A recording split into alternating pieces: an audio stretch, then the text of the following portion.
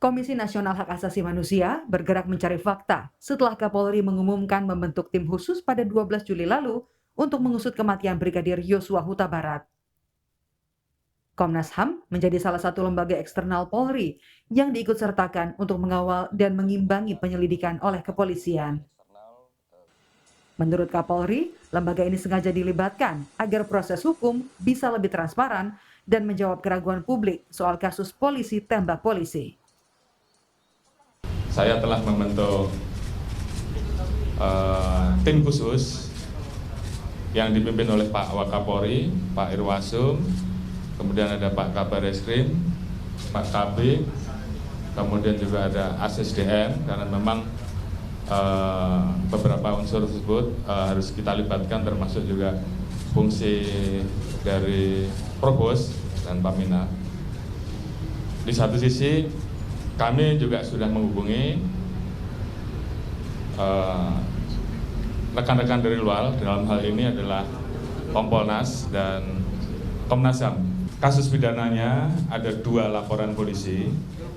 Yang pertama terkait dengan percobaan pembunuhan, yang kedua terkait dengan kekerasan, ancaman kekerasan terhadap perempuan. Langkah Komnas HAM dimulai dengan meminta keterangan keluarga dan kekasih Brigadir Yosua di Jambi 17 Juli lalu. Sepekan berselang, 25 Juli 2022, Komnas HAM meminta keterangan dari tim forensik Dokes Polri. Salah satu informasi yang digali adalah karakter dan jenis luka yang ada pada jenazah Brigadir Yosua. Selanjutnya, 26 Juli, yang diperiksa Komnas HAM adalah para ajudan Irjen Verdi Sambo yang berjumlah 6 orang.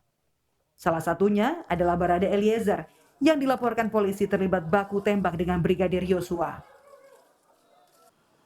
Komnas HAM terus mencari fakta dengan memeriksa rekaman video CCTV dan telepon genggam, diantaranya video dari Magelang hingga Duren 3. Tim Siber dan Digital Forensik Mabes Polri juga ikut dimintai keterangan. Terakhir 1 Agustus lalu memeriksa 1 ajudan serta asisten rumah tangga Verdi Sambo. Pemeriksaan berlangsung selama sekitar 7 jam.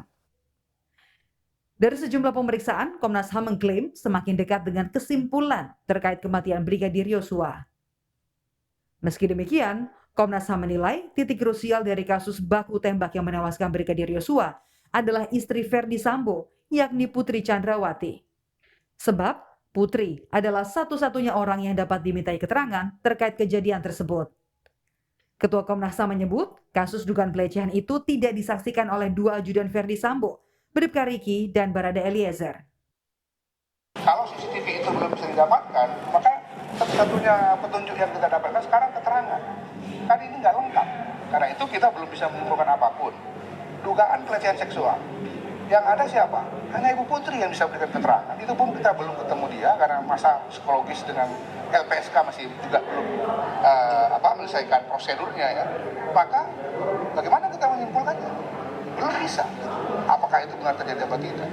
Padahal seluruh peristiwa ini titik krusialnya atau titik tumbuhnya ada di menjawab apakah tembak menembak, siapa yang melakukannya, pelecehan seksual ini benar ada atau tidak. Memang, pemeriksaan istri Verdi Sambo tentu dapat memberi kejelasan soal dugaan pelecehan yang selama ini jadi sangkaan awal. Namun sayangnya, Putri Chandrawati hingga kini belum menampakkan diri dengan alasan pemulihan trauma.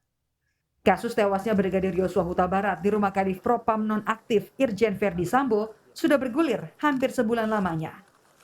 Komnas HAM kini seolah berkejaran dengan waktu untuk mengungkap kasus ini. Rekomendasi Komnas HAM tentu kini dinanti demi menjawab keraguan publik. Tim Liputan, Kompas TV.